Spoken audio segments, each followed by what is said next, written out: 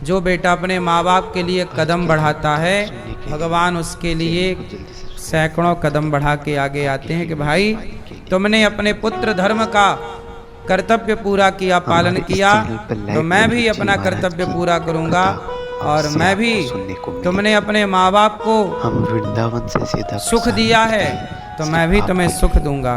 भगवान अपने भक्त को सब कुछ देते हैं। किस भक्त को? शेयर करेंगे उस भक्त को जो भक्त अपने माँ बाप के लिए समर्पित रहता है। इस कथा में अनिरुद्ध जी समर्पण बहुत बड़ी चीज है। समर्पण चाहे भगवान में हो, चाहे माँ बाप में हो, चाहे भाई में हो, चाहे समाज की सेवा में हो, काम सब जगह समर्पण ही आता है। तो आप सब बड़े भाग्यशाली हैं कि आप सबने भागवत सुन करके अपने पूरे पूर्वजों को कृतार्थ किया। भागवत सुनने वाला व्यक्ति कभी दुखी नहीं रहता, सदा उस पर भगवान की कृपा बनी ही रहती है। आपने जो कार्य किया है सराहनीय है। आपने अपने पुण्य से 21 पीढ़ी को तार लिया। भागवत कितनी पीढ़ी को तारती है? 21 भागवत सुनने से हमारे पितरों की सदगति हो जाती है। अभी यहाँ भागवत जी के पोथी पाठ भी बैठे हैं। 186 पाठ आज यहाँ बैठे हैं और यह 109वां अष्टोत्तर प्रारंभ हुआ है आज से गौरी गोपाल में।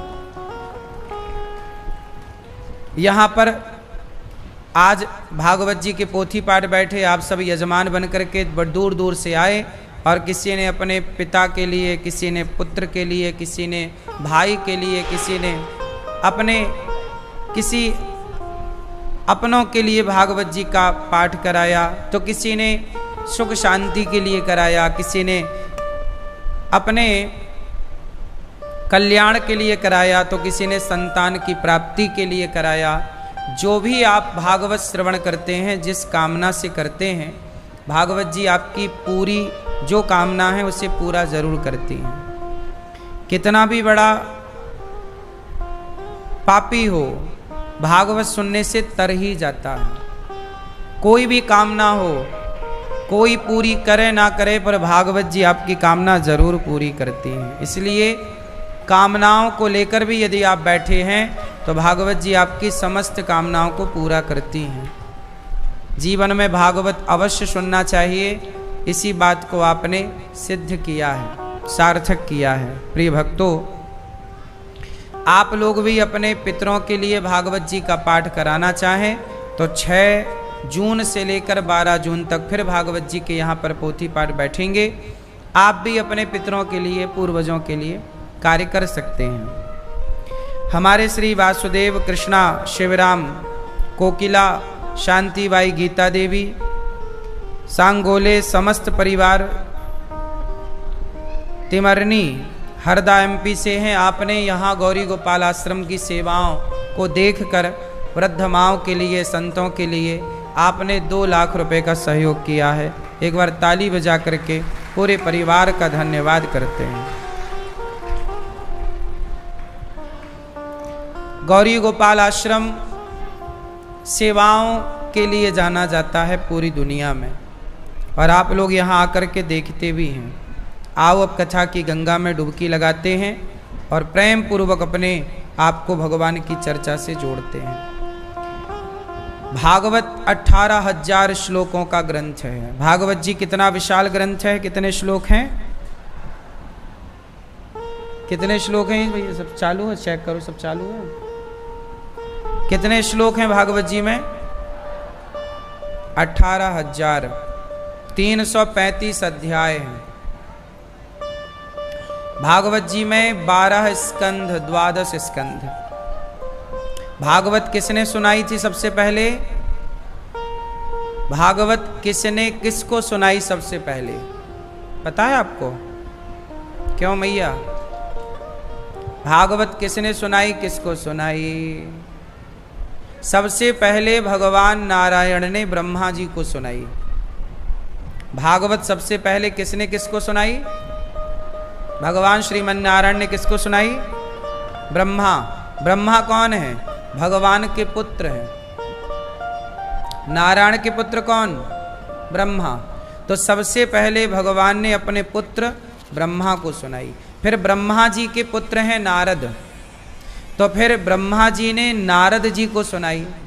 फिर नारद जी ने वेदव्यास जी को सुनाई। फिर वेदव्यास जी ने अपने पुत्र शुकदेव जी को सुनाई। इससे ये अर्थ निकला कि आप हर माँ बाप का परम धर्म परम कर्तव्य है कि आप लोग अपने पुत्र को भागवत जरूर सुनवाएं। क्या सुनवाएं? किसको सुनवाएं? आप अपने पुत्र को भागवत जरूर सुनवाएं।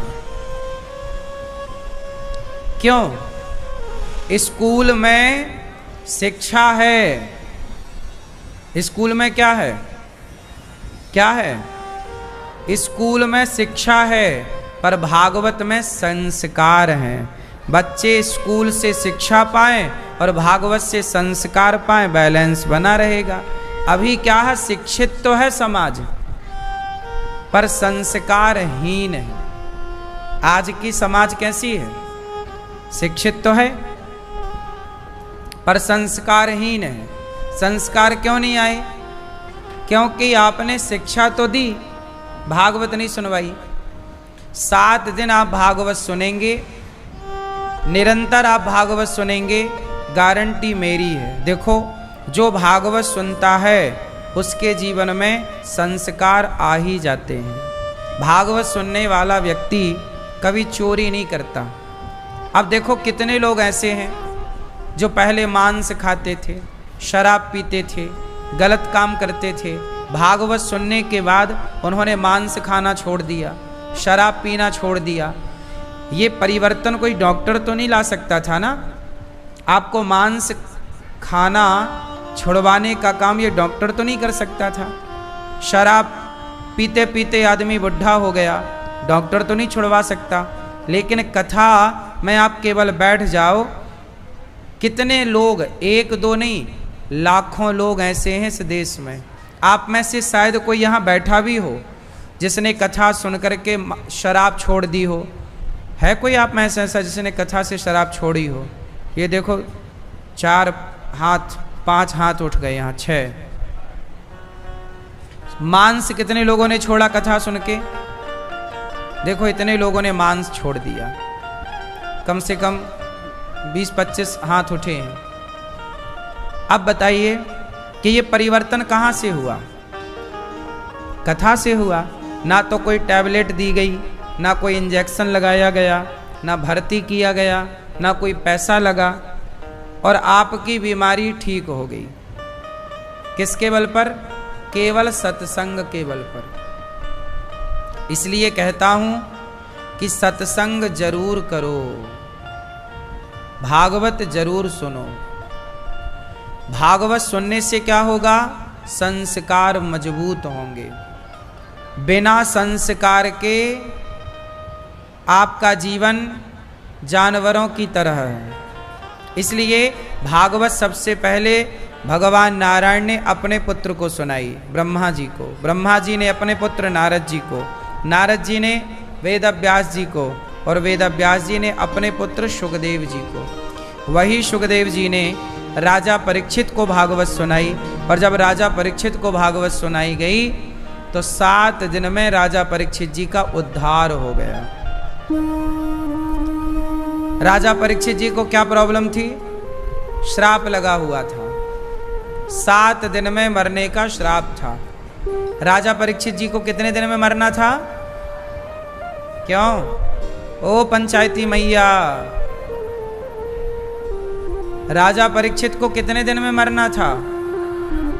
कितने दिन में? 7। जिसे 7 दिन में मरना हो वो क्या करे? सोचिए, राजा परीक्षित जी के पास केवल 7 दिन थे।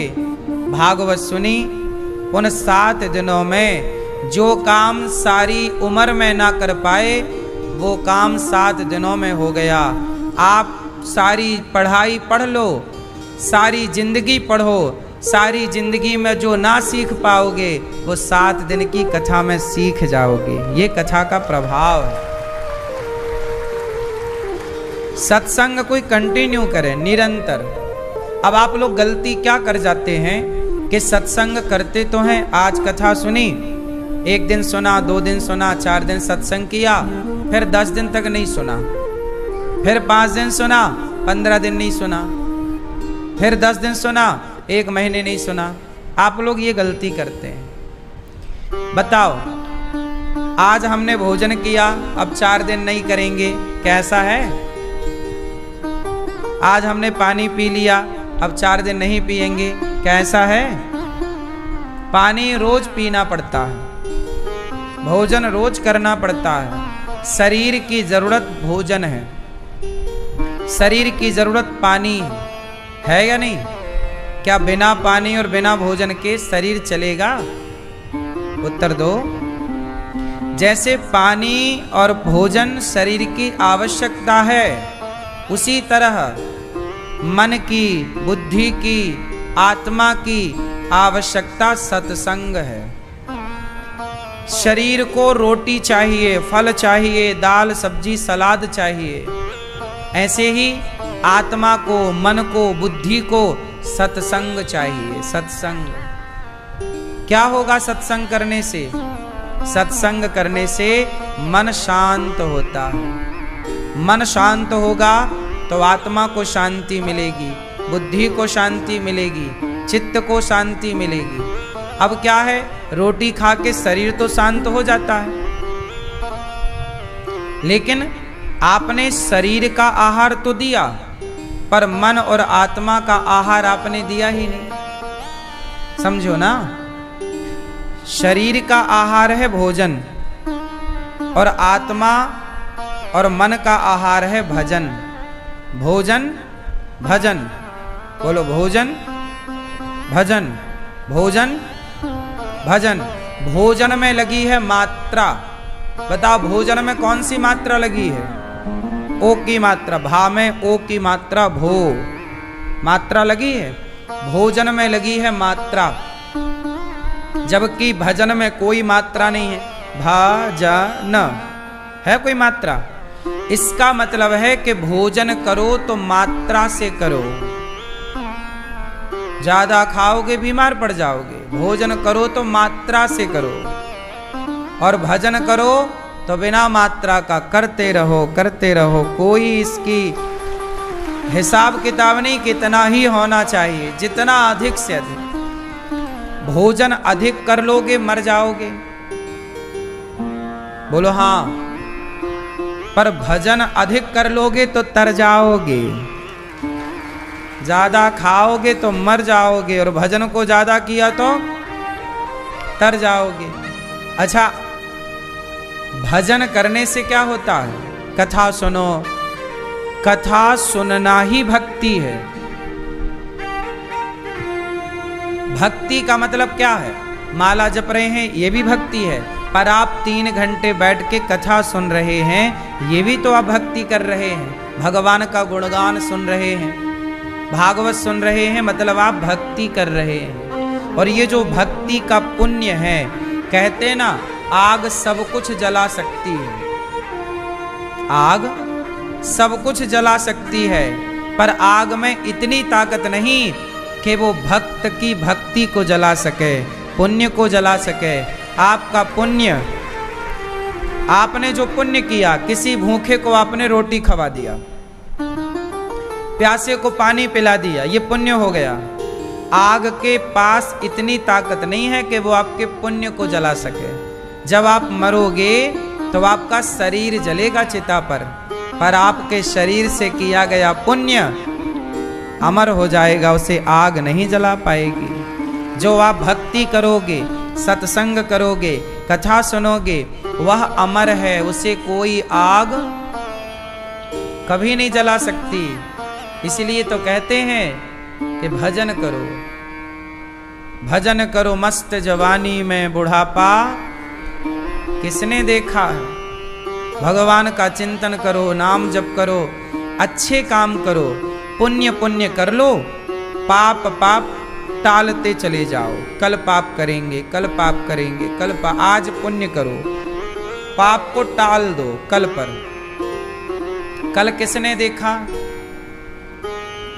ठीक है, पुण्य करना हो तो आज करो। काल करे सो आज कर, आज करे सो अब, पल में प्रलय होएगी, बहुरी करेगा कब। और पाप करने का मन हो तो पाप करने को क्या बोलो?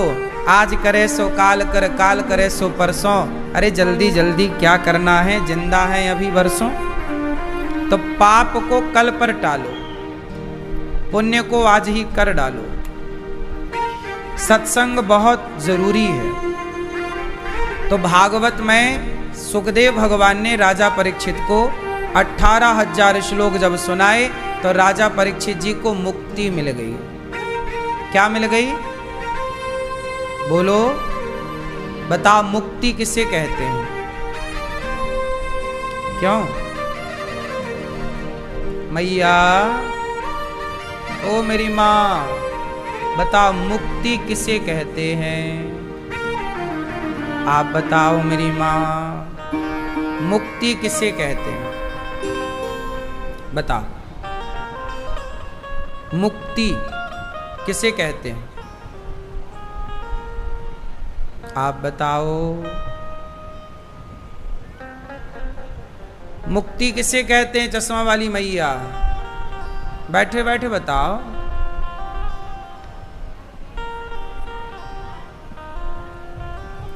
अच्छा, मुक्ति मरने के बाद मिलती है कि जिंदा भी मिल सकती है? जिंदा में मिल सकती है? तो सुनो, जिसे जिंदा में मुक्ति मिलती है उसी को मरने के बाद भी मुक्ति मिलती है। जो जीते जी मुक्त ना हो सका वो मरने के बाद क्या मुक्त होगा? इसलिए मरने के बाद की मुक्ति तो मिलेगी। पहले कौन सी मुक्ति? हाँ हाँ,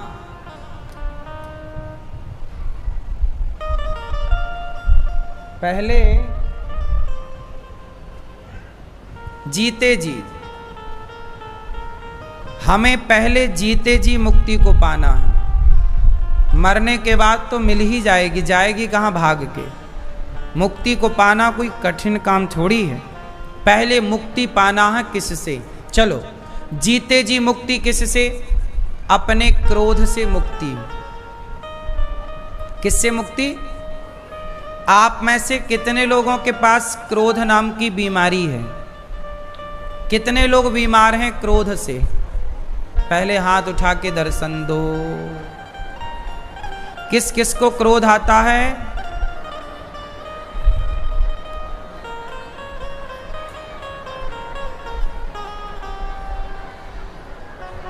देखो, बातें चालू हो गई, पंचायत करा लो बस। किस किस को क्रोध आता है, इतना ही तो पूछा है हमने। अच्छा, आपको क्रोध नहीं आता? और आपको? तो हाथ उठाओ ना मस्त। हमें मुक्ति चाहिए क्रोध से। किससे चाहिए? क्योंकि ये क्रोध नाम की जो बीमारी है ये हमारा बहुत नुकसान करता है। करता है कि नहीं? क्रोध आता है और गुस्से में हम आपको उल्टा सीधा बोल देते हैं और सारी जिंदगी के बने बनाए रिश्ते 1 मिनट में खत्म। बोलो हाँ, केवल क्रोध के कारण। इसलिए हमें क्रोध पर कंट्रोल, क्रोध से मुक्ति चाहिए। पहली मुक्ति क्रोध से, दूसरी मुक्ति लोभ से। हमारे भीतर क्या है? अधिक मात्रा में क्या है? लोभ। क्या है? अच्छा, लोभ होना गलत नहीं है। इतना लोभ हो कि रोटी कपड़ा मकान हमारे पास हो। कितना मेरी माँ? आपके पास बढ़िया घर हो, आपका रहने को, खाने को बढ़िया रोटी हो, पहनने को कपड़े हो। रोटी कपड़ा मकान की व्यवस्था भगवान करे सबके पास हो। परंतु इससे ज़्यादा जो हम लोग लोभ करते हैं, यही लोभ हमें कष्ट देता है। अब हम लोगों के पास लोभ क्या रहता है? हमारी बड़ी गाड़ी हो, बड़ा बंगला हो, बड़ा नाम हो, बड़ी इज्जत हो। इस चक्कर में पड़ तो जाओ और पा भी लो, चलो पैसा भी पाओ, पद भी पाओ, प्रतिष्ठा भी पाओ, गाड़ी बंगला सब मिल जाएगा, पर सब पाके भी क्या मिलना है? सब लोग हमारी तारीफ करेंगे, इससे क्या हो जाएगा? क्या हो जाएगा? सब आपकी वाह वाह, जय हो जय हो जय हो, क्या होगा इससे? आजकल दुनिया वाह वाही में जीती है। सबको वाह वाही चाहिए, सबको पद चाहिए, पावर चाहिए, पर क्यों भूल जाते हो कि मनमोहन सिंह जी तो देश के प्रधानमंत्री थे ना। प्रधानमंत्री होने के बाद भी आखिर उन्हें मरना पड़ा कि नहीं? आप पद पालोगे तो अमर थोड़ी हो जाओगे। वो तो प्रधानमंत्री थे, फिर भी ना बुढ़ापा आया, व्हील चेयर पर चलना पड़ा उन्हें आखिरी के दिनों में। तो कर्म दंड तो हर व्यक्ति को, चाहे प्रधानमंत्री हो, राष्ट्रपति हो, रिक्शा वाला हो, आम आदमी हो, आप हो, हम हो, साधु हो, गृहस्थ हो, कर्म दंड तो किसी का पीछा नहीं छोड़ते ना। पाए तो थे पद प्रतिष्ठा, पाके क्या पा गए? बोलो। उसी पद प्रतिष्ठा के लिए ना आदमी मरता है। बोलो मेरी मां, पाके क्या पा गए? बोलो। इसलिए आदमी केवल परेशान ही होता है। मैं परेशान होता रहूं, चलो मैं परेशान होता रहूं पैसे के लिए। टाटा जी कितने पैसे वाले थे, अभी टाटा जी अभी मृत्यु हो गई हमारे टाटा जी की। उनके जितना पैसा भला किसके पास होगा? लेकिन इतना पैसा पाके भी क्या पाए? अमर हो गए क्या? बुढ़ापा नहीं आया क्या? कष्ट नहीं मिला क्या? ये प्रकृति है साहब। ये शरीर जो है ना, ये एक दिन मरेगा। हम एक दिन मरेंगे, ये सत्य है। इसलिए बिंदास जिंदगी जी लो। पैसा कमाना बुरा नहीं है, हम ये बिल्कुल नहीं कह रहे हैं कि पैसे ना कमाओ, कमाओ, पर पैसे कमाओ तो पैसे क्यों कमाओ? कि हम किसी के काम आ जाएं। पैसे कमाओ किसी की भूख मिटाने के लिए कमाओ, किसी का तन ढकने के लिए कमाओ, किसी प्यासे की प्यास बुझाने के लिए कमाओ। इसलिए पैसे ना कमाओ कि पैसे कमा के तुम एक बंदूक खरीदो और जाके ठाठा करके मार दो किसी को। भाई पैसे से रोटी भी आती है और बंदूक भी आती है। बोलो हाँ, फ्री में ना बंदूक मिलेगी ना रोटी मिलेगी। अब पैसे सब कमा रहे हैं, पैसे तो देखो हम भी कमाते हैं, लेकिन हम पैसे कमाते हैं और देखो गौरी गोपाल में हजारों लोग निःशुल्क पेट भर भोजन करते हैं, सबका प्रसाद चलता है, यहाँ रोटी बंटती है। तो पैसे कमाओ, हॉस्पिटल बनाओ, मरीजों की सेवा करो। आदमी ना जब पैसे कमाता है तो वो अंधा हो जाता है, उसे पैसा दिखता है। अब ये बताओ कि जितने पैसे वाले हैं इनके पास क्या कमी है? ये अपने पैसे का क्या करेंगे भविष्य में? अरे ये अपने पैसे से स्कूल बनाएं, यूनिवर्सिटी बनाएं, हॉस्पिटल बनाएं, भूखे के लिए अन्न क्षेत्र चलाएं, यही ना पैसे का उपयोग है।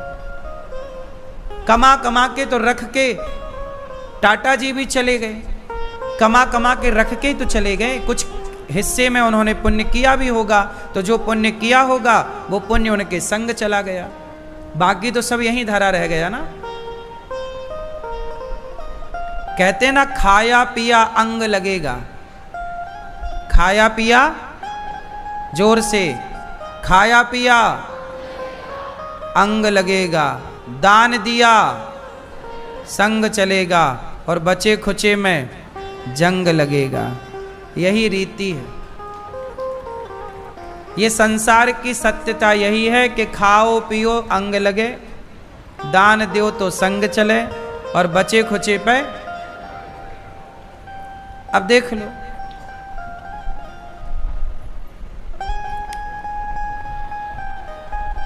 इसलिए ज्यादा पद के लिए, प्रतिष्ठा के लिए परेशान नहीं होना चाहिए। जो मिल जाए काम करो, मेहनत करो, पैसे कमाओ, जितना मिल रहा है, जो प्राप्त है उसे पर्याप्त मान करके ईश्वर का धन्यवाद दो। जीवन में सुखमय जीवन जीना है तो। बात सही है कि गलत है? तो हम आपसे यही प्रार्थना करते हैं कि बस परेशान नहीं होने का। आप अमीर हैं तो भी परेशान मत रहिए, और गरीब हैं तो भी परेशान मत रहिए। जितना आपके पास है उसको पाकर ईश्वर की तरफ देखना चाहिए कि विधाता मैं तो इसके